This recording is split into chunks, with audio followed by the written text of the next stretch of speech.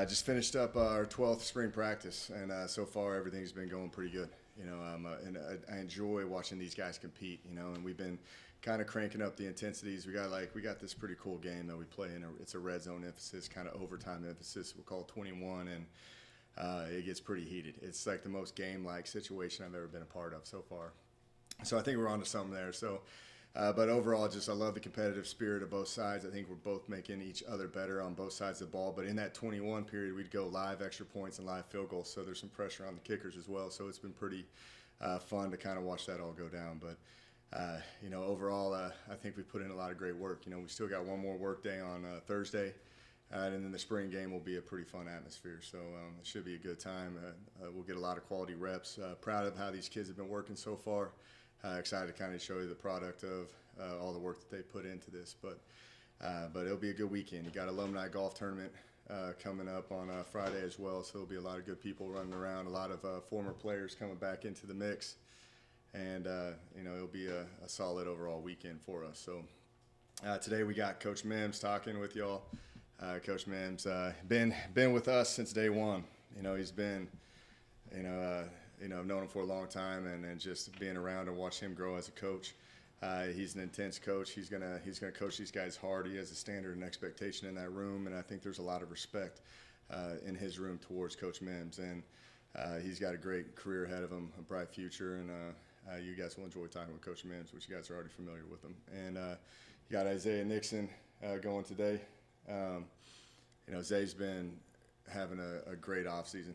I'm telling you, he's that kind of missing pass rush that we haven't had for a while, and he brings it. So we have to account for him every time we're in those passing downs because he has a really great ability of rushing the passer. But I love the approach that he's taken. He's had some unfortunate injuries, but he's tough. He fights through it all, and he gives everything that he's got. He's very competitive in what he does, and he's got an edge to him that is much needed in that room. And very excited for his year. I know he's going to have a big year, and it's going to be fun to watch it. And you got Josh Emanuel, who I think he's one of the more consistent guys. He's a great teammate, a great leader, a lot of respect. He puts a ton of work in, and has earned the respect from his peers, about everything that he's done. But I think Josh has got a great career ahead of him. He's still a young kid with a lot of years left, and just due to COVID and everything of that nature. But I'm fired up that he gets to have this opportunity to take the mic and talk with you guys. So, questions? Last season, spring practice was interrupted by COVID, and it was kind of a wonky deal. And this year, it's I guess knock on some wood, you got some up there.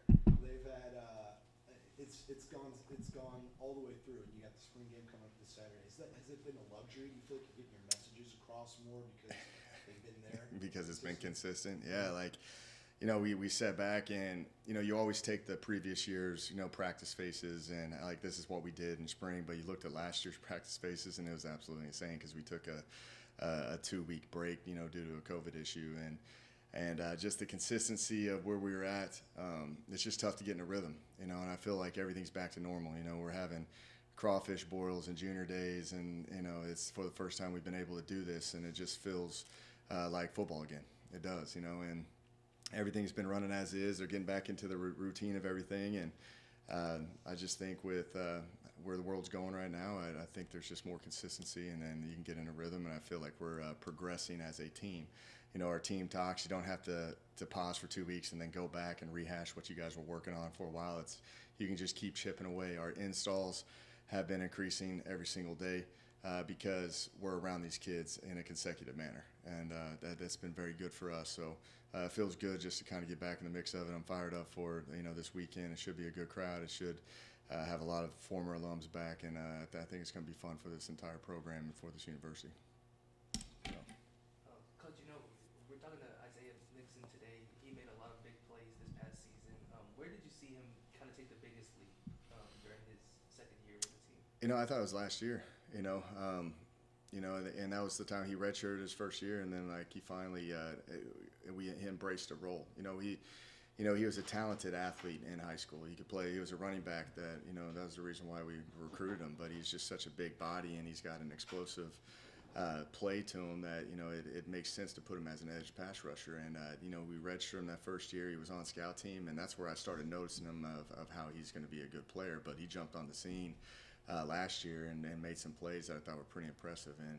And that's been a missing element that we've had over the past years, and he actually brings that where now they got to account for it. Now when you put Jordan Revels out there and you got Isaiah Nixon, I think those are two pretty tough guys to block, and you got to account for them all. So I would say I noticed him in scout team, and everybody else noticed him probably about week 1 of last year. So. Without wading too much into scheme, you think you'd see Jordan Revels and Isaiah Nixon on the field at the same time, rushing the passer? Yeah, we're mixing around like a lot of different things. I kind of mentioned it early, but you're moving London Harris around to see what he's capable of doing. You're moving Jordan Revels around, and a lot too is to get evaluations of other guys. And one to just see if Jordan can do something, or if London can actually play Mike linebacker. It's just kind of those things where in spring, you got to find emergency plans and what these guys are capable of doing, and you find a way to get your best 11 on the field. And I think we've got some pretty good packages coming up in the future of mixing and matching a lot of our personnel, because we've got a lot of DBs as well that you can utilize in unique situations. So it's been kind of fun to watch the defense. They came out today and threw something a little bit different I hadn't seen yet, because these practices are getting pretty competitive, and it's great for us because we're throwing everything at each other. We're moving people around, we're throwing different schemes at it, and then we have to go into the meeting room and correct it, and that's making everybody better, but when you talk about the scheme and the personnel, and there's going to be a lot of different moving parts on what you're used to. Coach, I know you already kind of answered this probably, but John High wants to know the quarterback situation. Of course, High wants that. The house that High Just, built. how are they right now, and where do you see them, and Yeah, how they've been progressing? they're not on the building a statue level like John is. I guess we're unveiling a statue probably of him.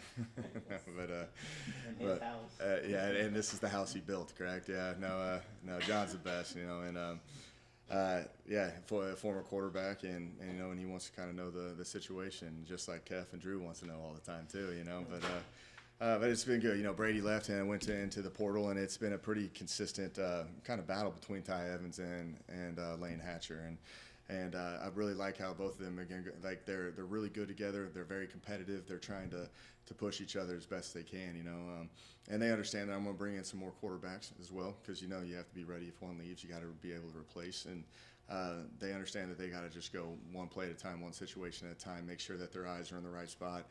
Sometimes it isn't as pretty because they may not have the right receivers in the game, or a different O-line in the game, but as long as their thought process is in the right spot, I'm good with that. But they've been going back and forth. I think Ty Evans has had 2 really good practices, the Saturday scrimmage and today's practice. So I'm really curious to see where this quarterback competition goes. But right now it's between those 2, and we'll see what happens over the summer when we bring in more quarterbacks.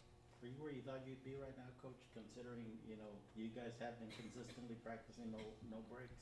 Oh, yeah. Are you where you think you would be, or a little ahead? Yeah. I think this is it's actually a little bit better than what I thought it would be because of COVID, the eligibility freeze, the amount of guys, the unfortunate bounces that occurred last year. We've got a lot of experienced players, and it's a very mature team, so they know how to practice, they know how to work, and they're going to make it a lot better for us. So, I think that just the maturity of the team, the experience where they got the experience that they have, they've actually taken our team a little bit farther along than what I thought because of just the maturity and the experience on both sides of the ball. With Ty Evans, what do you think has been a big leap for him from last season to right now in the spring? Has it been kind of his developmental game? Has it been anything physically? What do you think is really different that you're kind of putting him in when you talk about him, the top 2 guys? Yeah, I think kind of going on with what Joe was saying, and then what you're saying, just the inconsistencies of COVID and taking breaks, and he was out for a month last year, for COVID issues and protocols, and when he came back from COVID, I felt like he completely, it was kind of like in a slump, didn't know really how to get back into the rhythm and the routine of it, and routine is such an important deal with these kids.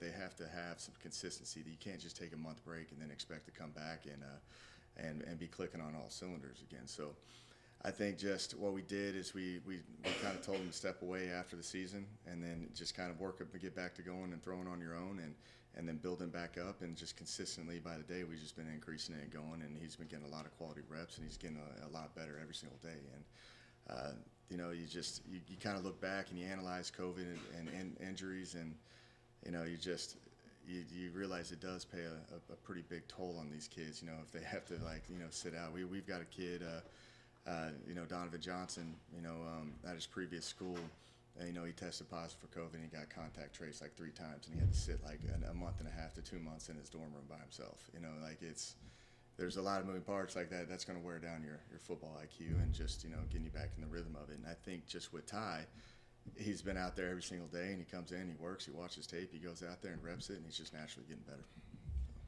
Coach, you guys have one more practice before the spring game. What do you want to accomplish on Thursday to be ready for Saturday? We're going to talk tomorrow about finishing the right way. You know, it's always kind of been an Achilles heel of who we've been. You know, we haven't been able to finish the way we want to, and they've had a great approach so far. And sometimes this Thursday practice, they kind of see the light at the end of the tunnel, and they may kind of coast through it. And I just want to see the maturity of this team if they're going to get out there and compete. It's going to be a very similar practice to what it was today. It'll be a little bit of more of a blitz emphasis. It was run emphasis today. It'll be blitz emphasis on Thursday, and you know, it'll be competitive. So I want to see them get after it one more time. And you know, the spring game will be fun. You know, the spring game's fun, and you know, like that's the easy part, is playing the games. It's putting your head down and keep grinding and see if they can finish out this week the right way. You know, the spring game itself, I know the scoring has been a different scoring system in the past. Is it kind of the same deal you're expecting on Saturday, and you guys haven't nailed it down yet?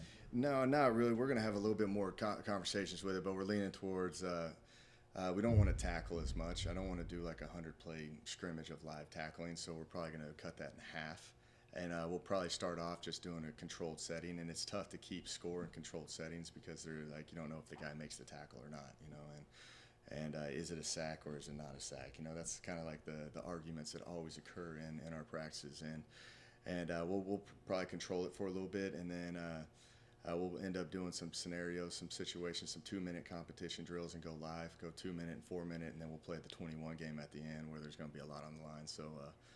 You'll enjoy it. It gets cranked up. It gets pretty competitive, and it makes those kickers actually have to focus, and those blocks are important, you know. So everybody on the team, there's going to be pressure on. So we'll end up probably doing the score at the end with playing 21. But it could change. We'll see what happens. You mentioned the alumni golf game. Mm-hmm. Golf? Are you gonna play yet? You know, I normally don't on this one.